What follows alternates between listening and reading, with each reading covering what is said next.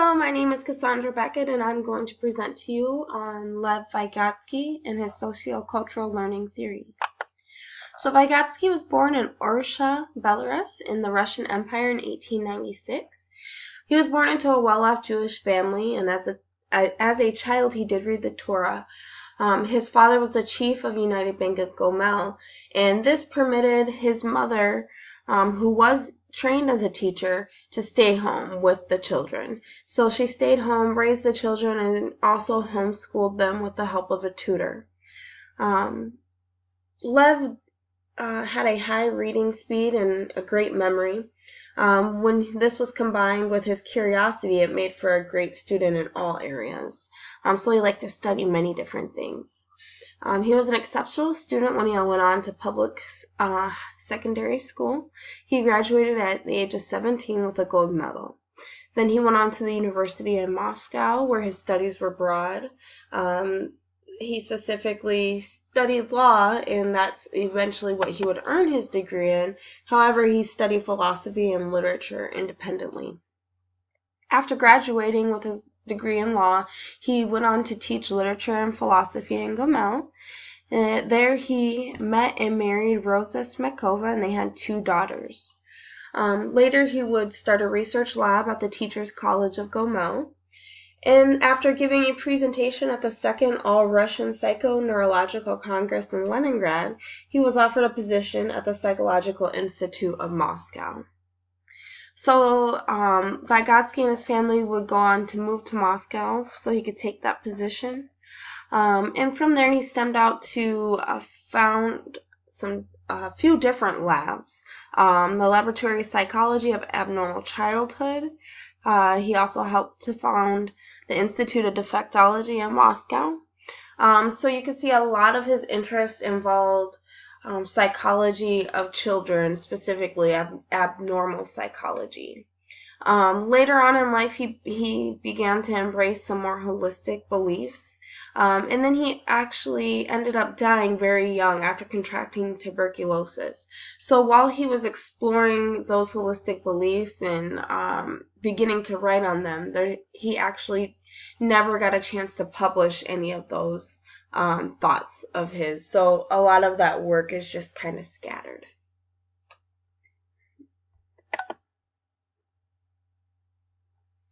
So some of the main influences in Vygotsky's life came from what was going on in Russia at that time. So society placed heavy emphasis on science as a mechanism to solve economic and social problems. It was a great time of revolution in Russia. It was very impoverished.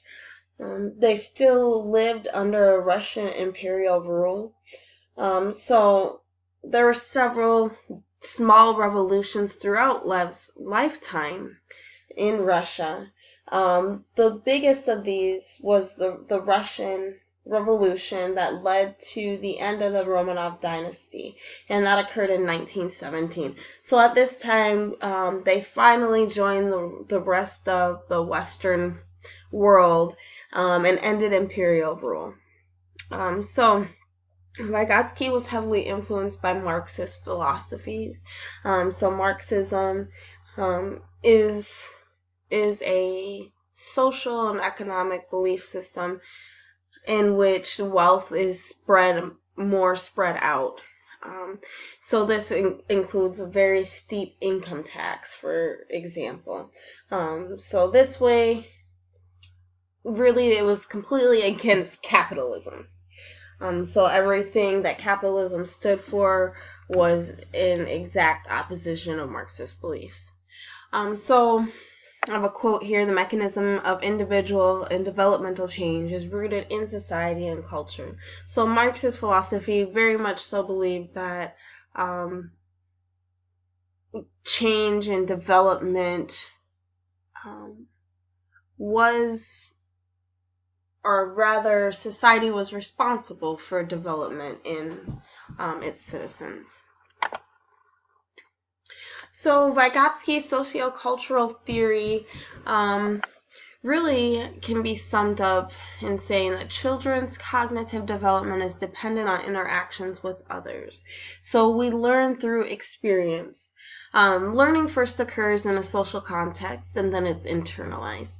So our first teachers really are our parents, or whoever our parental figures are. So we watch them, and then we mimic their behavior, and then we learn to do it ourselves, and we understand why we're doing it. So one of the main features of this theory is the zone of proximal development. So the zone of proximal development is basically an understanding of what an individual is ready or capable of learning at that particular time in their life. And so this is something that is dynamic. It's ever changing. But this, if we are trying to complete tasks that are outside of the zone of proximal development, it is just impossible. So an important tool, I guess you could call it, for this is the more knowledgeable other. So in order for learning to occur, we have a more knowledgeable other who has done this before, knows this task, and they're able to help the child learn how to do it themselves. Scaffolding is a method that the more knowledgeable other could use in teaching. And then modeling is another aspect of the zone of proximal development. So authentic activities. Love believed that learning skills through purposeful tasks was the best way for individuals to learn how to do things. So instead of learning how to write as something that's just an abstract art, we're learning how to write because we're writing a letter.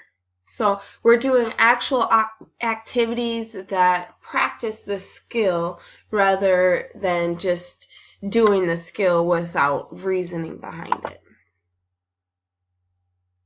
An important component of this theory is the importance of the heterogeneous mixing of abilities. So we're mixing in students from different levels. So not everybody's at the same level. Okay, so peers can actually act as the more knowledgeable other when we have these types of environments. So we have peer-to-peer tutoring almost that can occur within a lesson in the classroom, as maybe one student understands it and they're able to help out their desk partner, for example. So this actually deepens the understanding of the content in the more knowledgeable other as well. So as they're teaching these skills, they're learning it better for themselves as well. So scaffolding, it's important that this is not just for the lower level students. So the aim of scaffolding should be to enable the child to access the challenge. So this means that we are not doing the skill for the child or the student, but we are helping them just enough so that they can do it themselves. So some of strategies for this are asking leading questions, and then the encouragement of successful individual task completion. So giving them a starting point and the resources they need to continue on and complete the task on their own.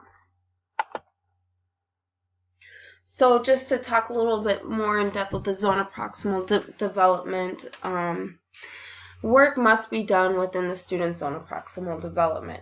So a third grader is not going to be completing geometry tasks, right, at the high school level. Okay, so we must make sure that the content is appropriate for the student's developmental capabilities. If attempting tasks outside of the zone of proximal development, learning will be inaccessible. And this can have negative effects on the child's self-confidence. So we want to make sure that the things that we are teaching are appropriate for the developmental stage that child is in. Otherwise, this can have negative consequences on the child and their belief of learning anything in the future. Formative assessment is another important component that came from Vygotsky's work. So learning goals should be aligned with students' needs and abilities. This kind of reflects on the ideals of the zone of proximal development. So this also goes to and had a great effect on special education, and he was an important leader in special education in history. Again, just aligning the tasks that we're assigning and expecting the students to be able to do, make sure that those are aligned with what they are capable of doing. So some of his criticisms are the separation of higher and lower psychological processes, and that there was dualism constructed because of the way he explained these beliefs. So really, he described the lower processes as being passive and natural, so kind of what was innate, and the higher processes are a direct resultant of social and cultural interactions, so the things that we wouldn't learn unless we were interacting with others. So critics believed that he was too sharp in this division, and that he did not take into account interactions between individuals and their physical environments. So basically that learning doesn't only occur between an individual and another individual, or the more knowledgeable other, but also between the individual and their environment, just on their own without another human. So Vygotsky in my classroom, I use his theories every day. Leading questions are something that I utilize in pretty much all of my lessons. I encourage students to challenge themselves. So oftentimes, they will ask me questions, and I know they just want the answer because they're working on something. They just need the answer right then and there. However, I challenge them to work to their capabilities. So I might ask them a few leading questions to help guide them where they need to go, and then I release them to figure it out on their own. They're high school students. We have an online classrooms. Basically everything is done through online platforms, so I expect them to utilize their resources and use the internet for a lot of research and things. So I like getting them started and then letting them go ahead and as it says, excel through the challenge. So group work is another really important ideal that comes from Vygotsky's work. So through group work, there's a good chance that there is a student who has a better understanding of the material, and there's a student who really might not have understood the lesson much at all. And so through that group work, you have your more knowledgeable other and the student who is not quite there yet, and that more knowledgeable other can help them get there. So I really see the effects of group work every time that I assign these kinds of tasks. And so then with that, there's peer-to-peer tutoring, which I often don't call it tutoring, but I will set up students in peers, knowing that one student might be slightly above the other student in understanding that particular material, knowing that they can help guide them to their level as well. So these are just my references here, just to credit my work. But overall, Vygotsky really held that society was responsible for shaping the development of youth, and that development and learning came through those interactions, those social interactions. Thank you for listening.